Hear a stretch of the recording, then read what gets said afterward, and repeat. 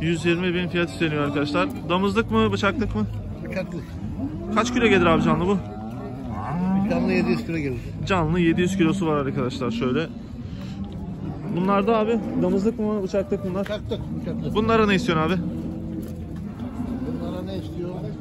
Bunlara da 130 lira istiyor. 115 lira tanesi. Tane 110 bin, 115 bin arkadaşlar. Şöyle maşallah. Kaç kilo gelir abi bu? Bu da geliyor. Et olarak 400 kilo gelir. Yanındaki? O da aynı. Bu da 400 kilo gelir arkadaşlar. İkisine 230 bin isteniyor. Bıçaklık hayvan. Abi hayırlı işlerin olsun, kolay gelsin. Teşekkür ederim abi.